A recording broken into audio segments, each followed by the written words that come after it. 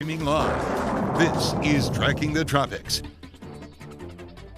Breaking news here on Tracking the Tropics. Tropical storm Dorian is only getting stronger with potential strength to reach Category 3 hurricane status. But the real question is, where will this wildly unpredictable storm be hitting? Could it be Florida? Could it be the Carolinas? Could it be more north? We're live here with you on Tracking the Tropics to give you the very latest. Hey there, everybody. In the middle of your screen, I'm WFLA digital anchor JB Buno. On the left side of your screen, joining us from Mobile, Alabama, our featured meteorologist today, it is Thomas Gieboy for WKRG. But I want to go right over to WFLA Storm Teammate meteorologist Ian Oliver, who is standing by with the very latest here on what we can expect from Tropical Storm Dorian in the days to come. Hey there, Ian.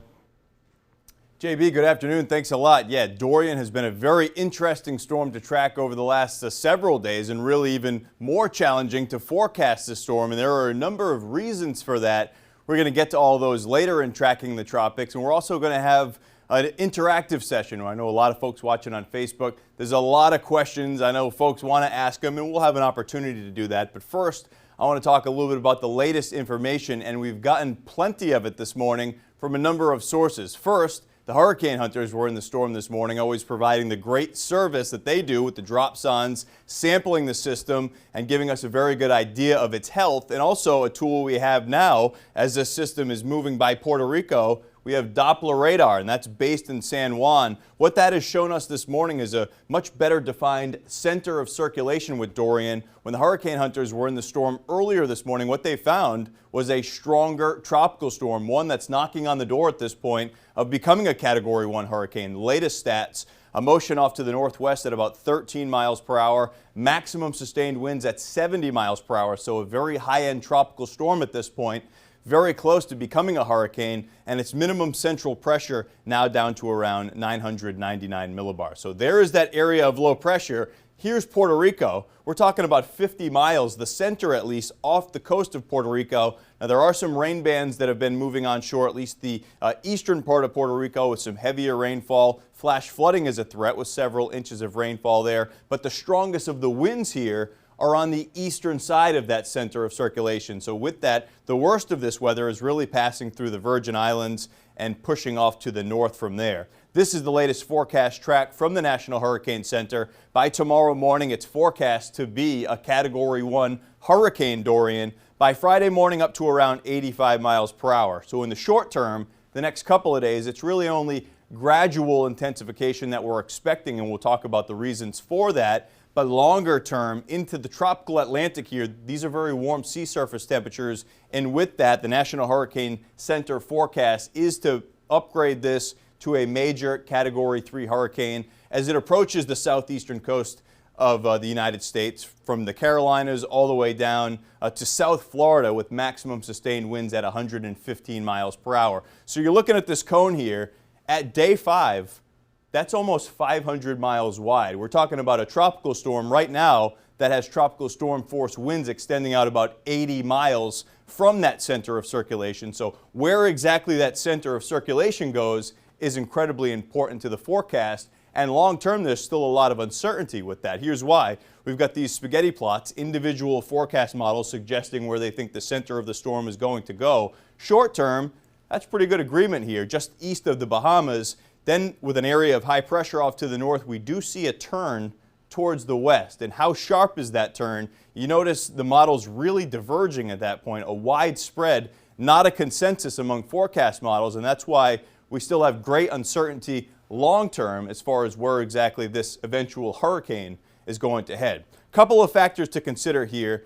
Essentially through its entire life cycle, Dorian has been battling against an environment, kind of getting bullied by dry air getting pulled into that center of circulation, kind of shutting down the thunderstorms at that inner core, which does look healthier as we showed you today. Also off to the north, this is a subtle feature, but it could have a lot of importance to the eventual track of the storm. It's an upper level area of low pressure. Dorian is moving towards it, a little slower than forecast. Its motion off to the south and west.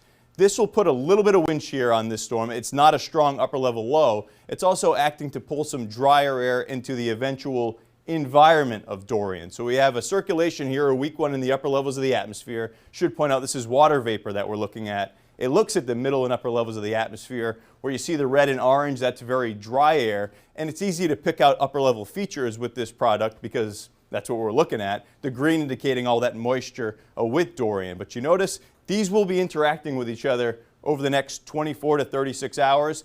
It will put a little bit of an influence to help move this system off to the north. So how exactly these two systems essentially rotate around each other could actually have a pinwheel effect on the north side of that upper low as well. That would help pull it towards the southeastern United States. Another question mark is the strength of that subtropical ridge. How strong is that push back to the west towards the coast? These are some of the factors that we're still unsure about at this point. Sea surface temperature anomaly, this is what we're looking as a difference from average. There's warm water, maybe with the exception of a little bit here. That may have even been a little bit of upwelling from the system that became tropical storm Erin briefly. It's now tropical depression Erin. So right now this is the visible satellite picture, and it is much healthier than what we were showing you the last couple of days. Again, a lot of dry air over the last couple of days. We've had this ragged appearance of Dorian on satellite imagery. Now it's starting to look more like a tropical system, a well-defined one, with that center moving through the Virgin Islands off to the east, the worst of the storm, east of Puerto Rico at this point. This is a product from the National Hurricane Center, probability of tropical storm force winds. And when we're talking about a major hurricane, a Category 3, possibly off the Florida coastline, you would expect a pretty high likelihood of those tropical storm force winds, especially towards the Space Coast, the center of the cone at that point. These probabilities, though, with a major hurricane, just to see tropical storm force winds, they might be lower than you would expect across the area. That's because of the time scale we're talking about. Day 5, all the uncertainty at that time frame, that is the reason why we're still seeing fairly low probabilities. But should the current forecast track, the forecast models come into better agreement as far as the exact center of that line, you're going to start to see these numbers go up. But there is still a possibility. We can't rule out this system moving towards South Florida. There is even a few forecast models. The possibility is there at least of a track up towards Georgia, the Carolinas, or even just hugging the coast and then eventually moving out to sea. So still a lot to figure out long term with Dorian. We know a lot more today now that we're able to see that center of circulation, and we should continue to get a better forecast information as we move on through the next several days. Again, we're talking about Labor Day weekend. Sunday, it would really be Monday morning where we saw a landfall happening somewhere on the southeast coast. So we're still several days out. And this is tracking the tropics, all the tropics, so I should tell you about what is now tropical depression Erin. This has never been a healthy tropical system, always a severely sheared system with thunderstorm activity well displaced from that center of circulation. There's the forecast track. Off the east coast, could kick up some surf, generate some dangerous rip currents. It's eventually heading towards the Canadian Maritime. So not a concern with tropical depression Erin, but it exists, so we're sharing that with you. We do have a featured meteorologist. We're going to get over back to JB. I'm going to join you at the desk and we can get towards that Q&A session, a little bit of a fireside chat. We can talk about the tropics. JB? That's right. Thanks a lot, Ian, and very insightful and quite different from what we experienced 24 hours ago. Everybody joining us on Facebook Live. We're going to be taking your questions here in just a moment with Storm Team 8 meteorologist Ian Oliver, as well as WKRG meteorologist Thomas Gieboy. Of course, that is the perfect segue to bring in our featured meteorologist today, Thomas Gieboy, joining us again from WKRG News 5 in Mobile, Alabama. A little bit more up on the Gulf Coast there, on the southern tip there of Alabama. Hey there, Thomas. Thanks for joining us. What do you think of this storm? Again, talking about Tropical Storm Dorian. It's been a wild 36 hours. It really has, because as we've gone over the last day or so, even within the last 48 hours, there have been a lot of shifts, not only with the forecast, but with Dorian itself. Just a little while ago, or just yesterday, we were calling for a potential landfall maybe somewhere on the west coast, on the western side of Puerto Rico, or maybe even towards Hispaniola. But at this point, that is not the case. So it's actually going to be moving to the east of Puerto Rico. And so you're going to be feeling those impacts. But since it's likely going to be missing a lot of that island with that high terrain, it's going to be able to strengthen possibly a little bit more. Like Ian talked about, there are some factors that are going to maybe inhibit some strengthening, at least in the short term. But as it emerges back into the southwestern Atlantic, it might move into an environment that's more favorable. But as it moves back into the southwestern Atlantic, there are a lot of things to keep in mind, because there are a lot of different things at play, especially with the steering winds, that upper level low pressure that Ian talked about. Depending on where that sets up, that's going to be a main influencer on where Dorian eventually goes with the steering winds, along with an upper level area of high pressure, and that will help steer it as well. So that long-term forecast, day 5, when we're talking about Sunday into Monday, there is a ton of uncertainty with Dorian. But the fact of the matter is that if anyone along the east coast of Florida and possibly as far north as the South Carolina coast needs to be watching this very closely and needs to start thinking about getting their hurricane preparations together at this point. Ian Oliver is back with us live here, everybody. Again, we're going to be taking your questions here live on Facebook again. And because we're streaming here from WFLA in Tampa, we got a lot of questions coming in about Tampa in particular. What can we tell people about Tampa Bay right now, Ian?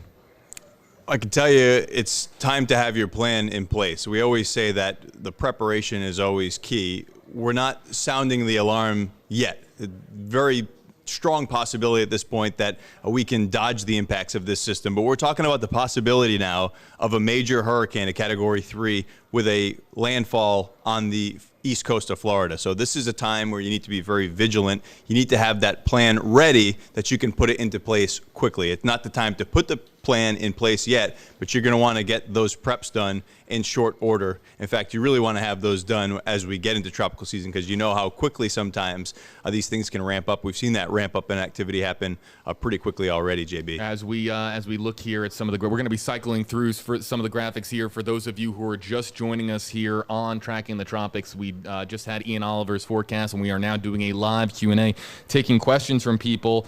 A couple of people wanting to know, and the questions are coming in so quick, everybody. I'm trying to keep up.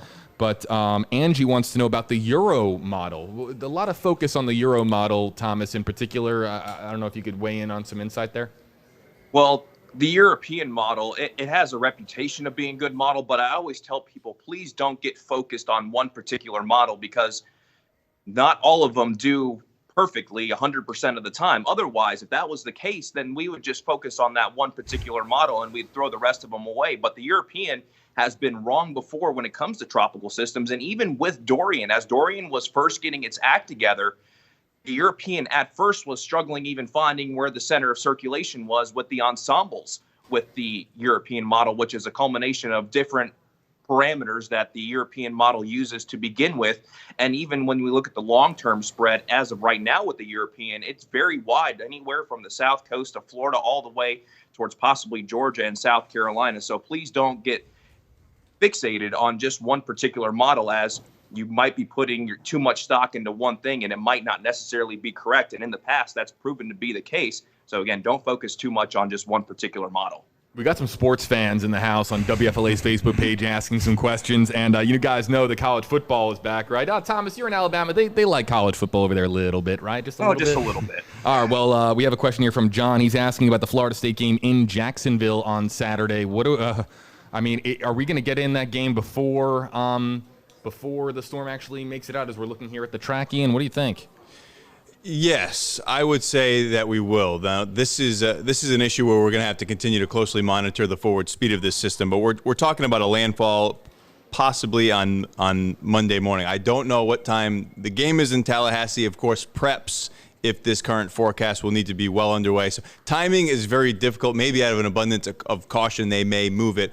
But Saturday evening, we're likely still talking about this system, the center of it at least, being somewhere still just east of the Bahamas. The problem is it takes time to put a plan in place. And if this storm system continues to be strong and heading in that direction, the possibility we could see some changes. I would say it's too early to call. I could say you could be cautiously optimistic, but I would say it's still too early to say. 7 o'clock that night, Saturday night, Boise State at Florida State. So there you have it. A couple more questions coming in. There have been several questions, and I want to hear from both of you on this, about the uncertainty that we have had surrounding Tropical Storm Dorian that's going to likely become Hurricane Dorian not too far from now. But Ian, you and I were talking about this off stream. What a wild 36 hours it has been for this storm, as we now have a little bit more. You were talking about the center of circulation. We can see the center of circulation now, and that's why some of the models, yes, or that's why that we actually have the storm intensifying. But it's been night and day as far as the difference between yesterday and today. Yeah, and it's interesting. Thomas was talking a little bit about how the European model was struggling finding that low-level center of circulation. Evan and Stacy and I, in the commercial break, if anybody's watching from Tampa during the midday show, we're talking a little bit about this. It was like, what happened over the last couple of days? We had a forecast track where we were talking about the possibility of this system being torn apart over Hispaniola, and now we're watching the center of this circulation passing east of Puerto Rico through the Virgin Islands. So that's a span of 400 or 500 miles. That's a lot, especially only a couple days out. So something went wrong, obviously. What happened was that center of circulation yesterday morning, it was fairly well defined. The forecast models were picking up on it. It moved right over St. Lucia, which has some pretty substantial terrain, some mountains up to around 3,000 feet or so.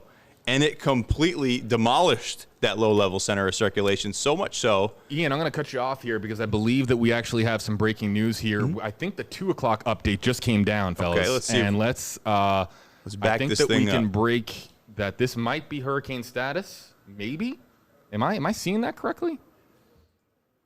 With that, I just got a text. Yes, it is. There it is. So breaking news here on Tracking the Tropics, everybody. We now have Hurricane Dorian as of seconds ago from the National Hurricane Center in their 2 o'clock advisory that came down about 14 minutes ahead of schedule. I do not have a breaking news graphic, but I will be updating the information on the bottom of your screen as we get back here to Thomas and Ian. Guys, you could throw Tropical Storm Dorian away for now. We're talking about Hurricane Dorian here on Tracking the Tropics. Yeah, and JB, this is an intermediate update, so we won't be seeing a new forecast track, but they're obviously, Thomas, upgrading this storm.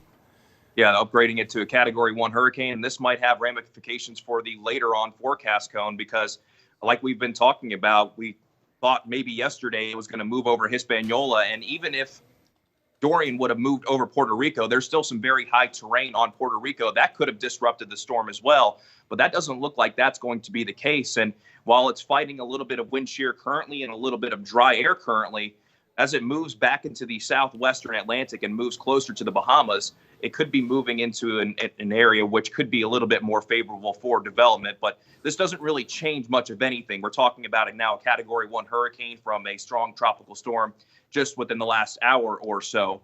So that doesn't really change much of the thinking that we had at the beginning of this show. Basically, if you're along the east coast of the United States, anywhere from South Florida to Georgia, possibly even as far north to South Carolina, you need to be watching this very intently. All right, everybody. So there it is on the bottom of your screen. Hurricane Dorian is officially our named hurricane here. Is this our – how many named hurricanes have we had so far this year, guys? This is number 2. This is number 2. So Yep. here we are, everybody, with number 2 this year. Thomas, or actually, I want to get to Ian real quick first.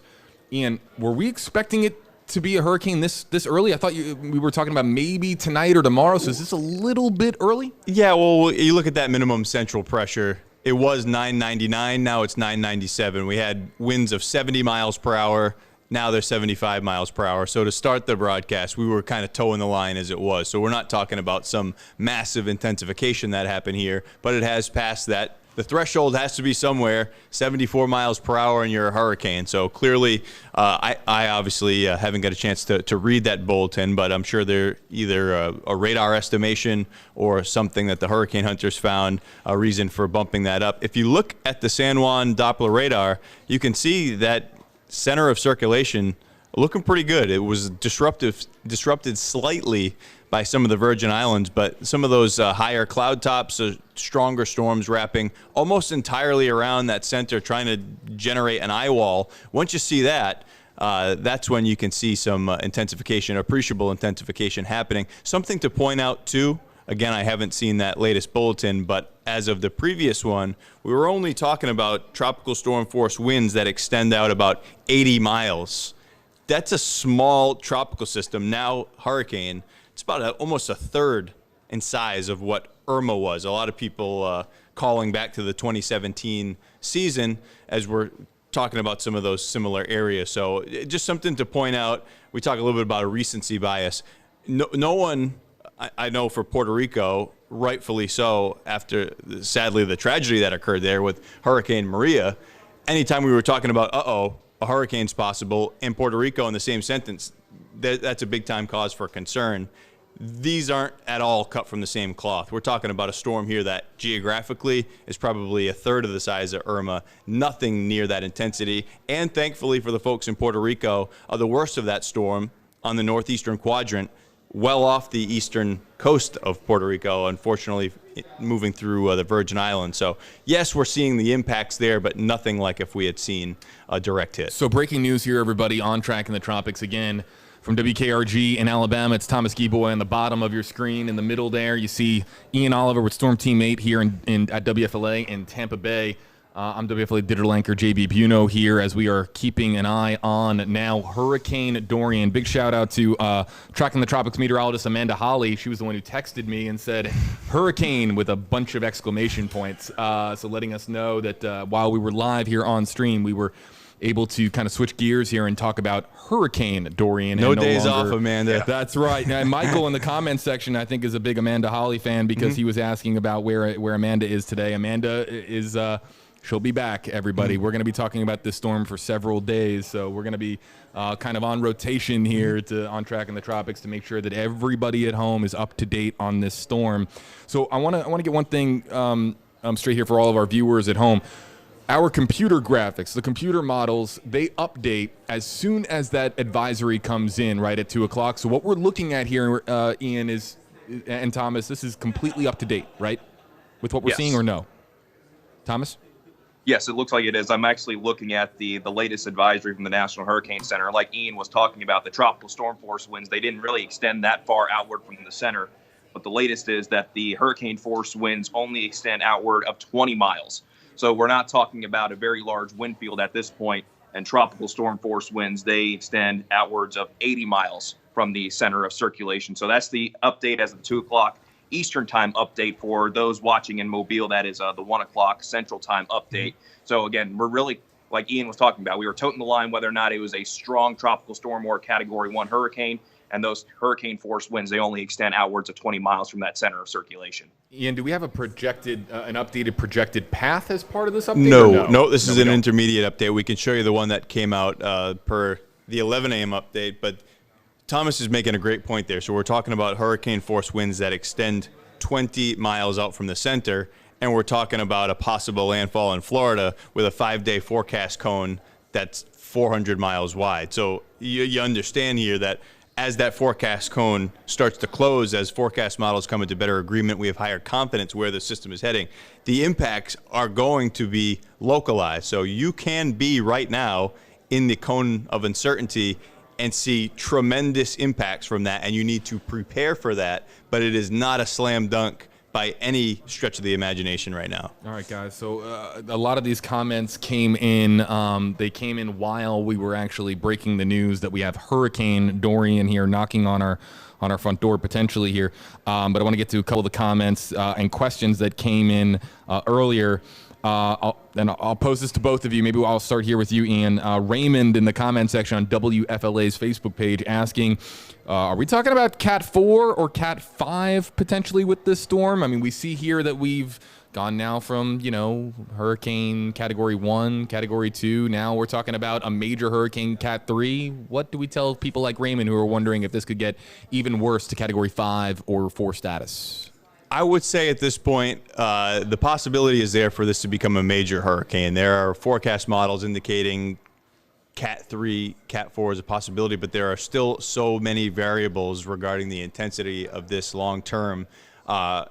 Can't say at this point if it could reach that status. Intensity forecasts historically are brutally difficult, especially when we're talking about day 4, day 5, even day 6, when we're going to see the impacts from this.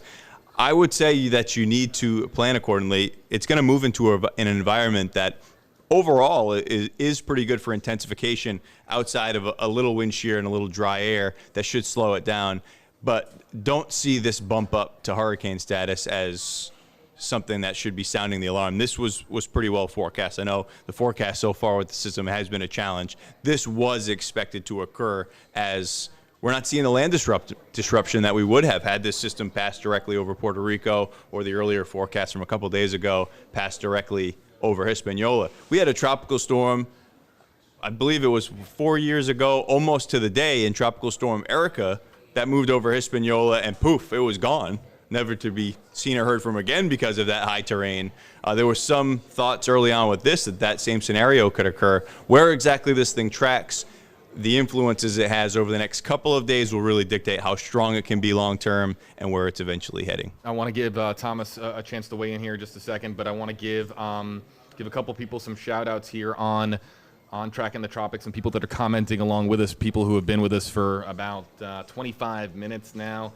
Diana Perez says that she's PR here, Puerto Rico here, and ready! !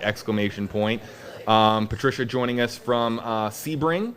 WFLA top fan James says, "Hey everybody, you got to get milk. Make sure you get your milk." And all the comments coming in. Everyone, get your milk, get your eggs, get your bread. And then shout out to Lucy, WFLA top fan, who says, "Don't forget the wine." So she seems to think that the best way to greet Hurricane Dorian now is with a little bit of wine. I want to get to you, WKRG meteorologist Thomas Gieboy. Thomas, Angie in the comments section in big capital letters, over and over again repeated, "Don't panic." And that's what we always caution, right? We always caution, you never want to panic with a storm arriving, but where should our attentive level be as far as the storm now, potentially reaching Hurricane 3 status on, Sunday or Monday? Well, anytime there's the potential for a major landfalling hurricane anywhere in the United States, just about everyone that lives on the coast needs to be watching this very closely. And we have been talking about throughout this entire Tracking the Tropics segment that there's still a ton of uncertainty with the long-range forecast concerning Dorian, and that's because of a lot of different factors like the steering winds. And I also saw a comment that why I was mentioning South Carolina earlier, and you could see how large the forecast cone is 5 days out. And typically there you can add maybe another 200 miles for the mean error when it comes to the National Hurricane Center track. And anywhere along the Georgia coast, the South Carolina coast, if it takes that track that you see right down the middle, then that would be on the east side or on the right side of that center of circulation. You can also see that it does, part of the forecast cone does come into the Gulf of Mexico, but it's still way too early for anybody within the Gulf of Mexico to say whether or not there are going to be any local impacts to any stretch of the Gulf Coast. So at this point, this is something that needs to be watched very, very closely. We're talking about the potential of a major landfalling hurricane, possibly on Labor Day, maybe on as early as Sunday. So all attention needs to be basically on Dorian. And if you are within the cone, you need to be getting your plan ready to put into action in case that cone does begin to narrow down and put it more so in your neighborhood. So at this point, you need to start thinking about getting that plan together and be ready to put that plan into motion. And like JB, like you said, this isn't a time to freak out at this point, but it is definitely a time to start possibly getting that plan together and be ready to enact that plan. All right, so everybody who's just joining us again, we are reiterating here from moments ago. Breaking news here on Tracking the Tropics. Hurricane Dorian is official, upgraded from tropical storm status now to Category 1 hurricane status. And we have our team of meteorologists here live on Tracking the Tropics following these latest developments that, again, just came in moments ago. And we're going to be tracking this storm with you throughout the days and weeks or week ahead here on Tracking the Tropics. I want to get to a comment here from Steele. Steele says, hey, Ian, can you show us the spaghetti models and show us the spaghetti models again? Do we have that? Yes, we do. There they are. So, yeah, there you go. In the short term, very good agreement among these forecast models. We're east of the Bahamas at this point. Very warm sea surface temperatures. And then this is what Thomas was talking about a bit. This turn off to the left or to the west, it's going to be getting pushed on by that subtropical ridge. Tropical system's very tall, and they get pushed on by the prevailing wind direction throughout the atmosphere, and that's what's going to shove this system back towards the west. But again, to what degree, what impact does that upper level low have on it? That's why you see that divergence long term with the forecast model. So there is not a concrete agreement amongst them. What we typically like to see is we like to see the forecast models agree, and then we like to see run-to-run agreement. So not just one suite of model runs from one time, from this morning, for instance, they agree. Then we want to see them agree in the afternoon runs. We want to see them agree the next morning. Once we start seeing that, then our confidence starts increasing as far as where exactly, and you can start fine-tuning that track a little bit. Thomas, your thoughts on the spaghetti models we're looking at here? Well, and like Ian talked about, there's a lot of divergence late on because Is it going to feel more of the influence from that ridge? Is it going to feel more of that influence from that upper level low pressure? Because based on where it currently is at, it's going to continue to work its way to the southwest. And will it have more of that impact and then draw it farther to the west and take it into Florida sooner?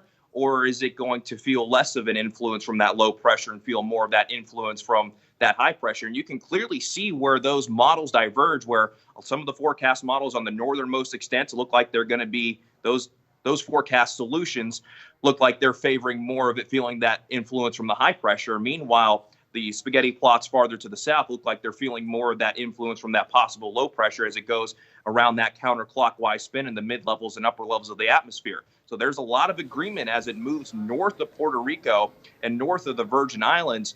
But when it starts to take that turn to the northwest and then eventually to the west, there is really not much of agreement there. So 5 days out, there's still a ton of uncertainty with this, and it paints any picture from South Florida all the way possibly again towards the Georgia coast. So this is just something that we need to be watching very closely. But as we get closer and closer and closer to a potential landfall, the forecast models are inherently going to be doing better and better, because as we get closer and closer to the time of a landfall, forecast models do much better in short term than they do in long term. And then we might be able to see more agreement, and we can kind of narrow down that cone as what we typically expect to see from the National Hurricane Center. It's easy to read a lot into these spaghetti plots when they come out and to pick out a particular one. Thomas was talking earlier about not isolating a particular model just because you think that it has a certain level of credibility based on past storms.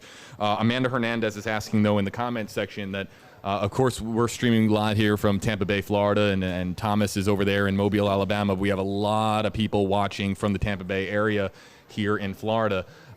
Ian, Amanda Hernandez wants to know, the spaghetti plots here, they kind of, a lot of them, at least 2/3 of them, have them coming in the neighborhood of the Tampa Bay area. Where is the level of confidence or certainty that with the very ends of the tips here of these spaghetti plots potentially reaching Tampa Bay and our area of the Gulf Coast? It's low.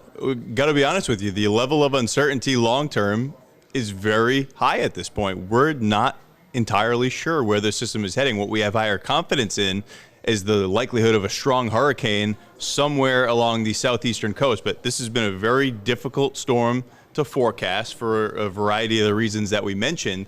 Just you got to keep in mind the time scale of this. From the National Hurricane Center, for an average storm, the error is about 35 nautical miles a day.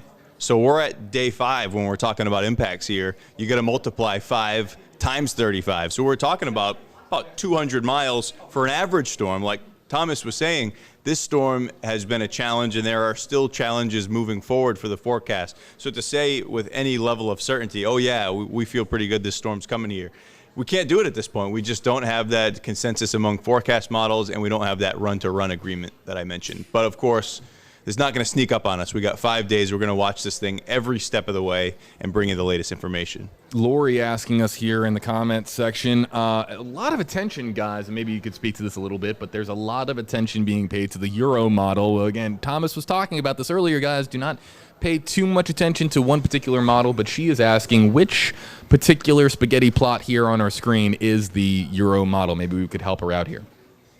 That I cannot. Can we see? I don't even know if we can see. Oh no, wait, it's that. Okay, I see it because I can look in a little bit closer here. It's like a purple one. Yeah, these all have separate labels, so we can't say. Some of them are ensemble members. Yeah, I see it. It's kind of like hidden the one right in the middle. It's kind of buried in there, everybody. But the important thing is not to. There's a reason why there's a lot of forecast models on there. It's because we want to see what all the forecast models think, and we want to see what different tweaked versions of each forecast models think. So, one line on a spaghetti plot is that's where you get out into social media land, and there's this one spaghetti line that's going towards someone's house, and it gets shared a million times. What we're looking for with these is consensus, and the point of the graphic is there is not a consensus. So until there is one, the confidence very low long term. Okay, we have a couple of good questions here that I want to get to, and I'm just writing down as many as I can here so that they come in so fast. So everybody who's joining us on Facebook Live, thank you for being with us here on Tracking the Tropics, where we can field your questions. Bonita has asked this question several times now. If it hits Tampa, what could the winds be like in Venice? Now, that's, again, we just went through an entire spiel about how the long-term forecast certainty is really low at this point. But Benita brings up a good point. She's asking specifically about the winds. We talked about this a little bit yesterday, Ian, on Tracking the Tropics. The wind speeds that we're talking about here, do we see this being a particularly significant wind event for Florida if it does arrive in Florida as a strengthened hurricane? Honestly, at this point, to speculate community by community is a little bit irresponsible, just because we're talking about a lot of uncertainty in regards to track and intensity at this point. But what I would say broadly about the winds, what do you think? At this point, the trend has been, if we're taking at face value, that cone would be more towards the center of the state. If you wanted to, I would think maybe even slightly to the right of that. That would put us on the southern side of the circulation, which for a storm moving west is the weaker side. So we're going to see immediately frictional impacts. And you and I were talking about this on a previous episode this week. You do not want to be really on the north side of this storm, right? Right. Simply, you have a circulation, and you have a motion to that circulation. So if you have a storm that's moving north, the right side of the storm, say for easy math, it's 100. And its motion is to the north at 10 miles per hour. You have two forces acting together, the motion of the storm and the motion of the circulation. So those are essentially working together. You could add 100 plus 10, 110 in effective wind speed. The converse is true on the other side of the storm. You have a motion of 10 miles per hour to the north. That's working against the motion of the storm, so you're subtracting that. So you have an effective wind of more like 90 miles per hour. So it's a little bit different in this case because we're going to have a storm that's moving to the west-northwest. So it would really be the southern side, which would see the lesser winds, the more frictional impacts. But again, that's way out in speculation land at this point. We're getting days and days and days and days ahead of ourselves here with that. But Benita, hopefully that answers your question. I want to pose this next question here to Thomas. This is actually something I was curious about, Thomas. Sean Foster, a WFLA top Facebook fan, commenting, wanting to know the answer to this question. He says, I live in Spring Hill. How much do you think it would weaken going across the state of Florida? I know you're in Alabama, but as far as the hurricane going across land, how much would it weaken if it went east to west like that? Let's just play hypotheticals. We shouldn't, but we're going to play hypotheticals here for a second on Tracking the Tropics. If it went from the east side of Florida to the west side, how much would it potentially weaken, or how much could it weaken between going from the east coast to the Gulf Coast? Well, it all depends on the variables that are in play. It depends on how quickly is Dorian moving from east to west. The quicker that it moves across the peninsula of Florida, you might see less weakening. If you see it take more of a southeast to moving northwest approach and it traverses more of the land, then you're going to see more weakening from that. So there is a chance that we could see Dorian make a landfall somewhere on the east coast of Florida, and if it's moving quickly, it could still be a pretty strong hurricane as it moves towards the west coast of the peninsula, or if it hits down in the southeastern portions of the peninsula and then works its way towards the northwest and has to cover more land, then we're going to see more weakening. So all of that right now would just be speculation. But anytime you see a tropical system move over land, it's going to weaken because you're adding more friction to it and you're disrupting the center of circulation. But depending on all of those factors will determine how much weakening that there actually is going to be.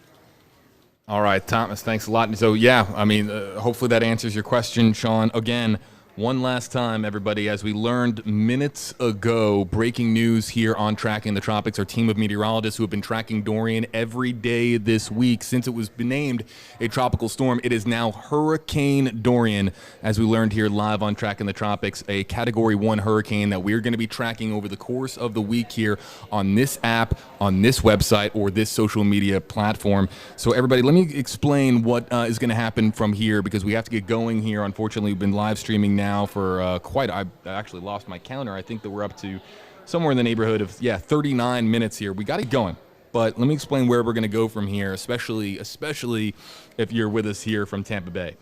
Well, first off, the 5 o'clock update is going to be coming down. Ian, what could we expect from that's one of the more significant advisories that we get, right? 5 o'clock Eastern? That'll be a complete update. We'll have a positional update, we'll have an intensity update, and we'll get a full track update at that point. So we'll see if there's any this center of circulation of now Hurricane Dorian has been slightly to the right of the right side of the cone of the one that was issued at 11 a.m. That kind of clipped the center of the cone, the eastern part of Puerto Rico. What we've seen is that center pass close to 50 miles off that east coast. So we would see some adjustment in the short term, and then, of course, we'll see what the forecast models think regarding the strength of the features, the upper level low, the high pressure that we talked about, and see what impacts that has on this latest version of the track from NHC. So you want to be with us for this 5 o'clock Eastern, 4 o'clock Central update, everybody from the National Hurricane Center. We are going to be live with you here on Tracking the Tropics. When that update comes down, it'll be myself and Storm Teammate meteorologist Ian Oliver. So be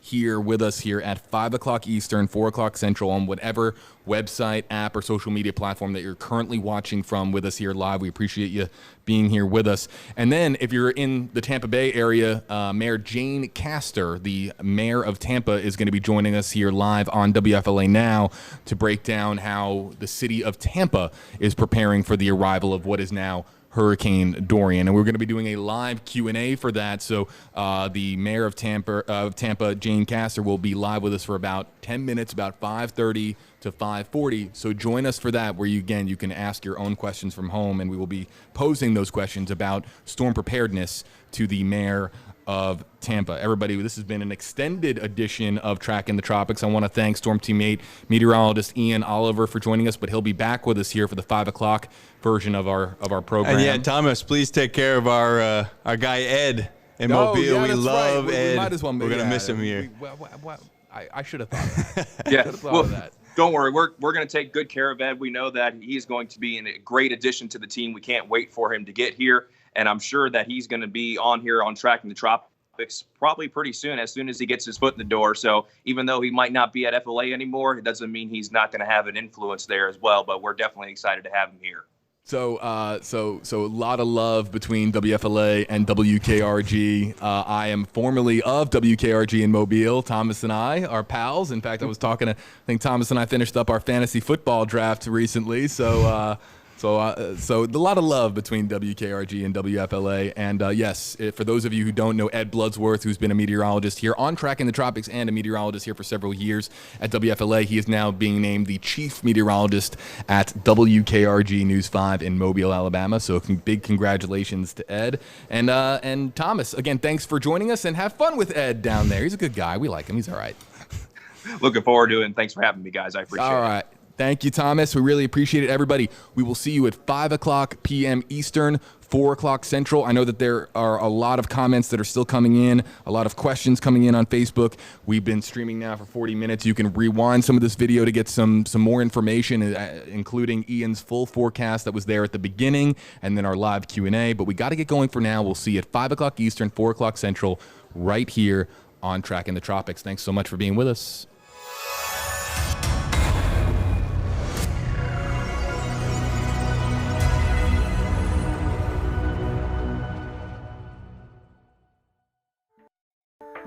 Thank you for watching Tracking the Tropics.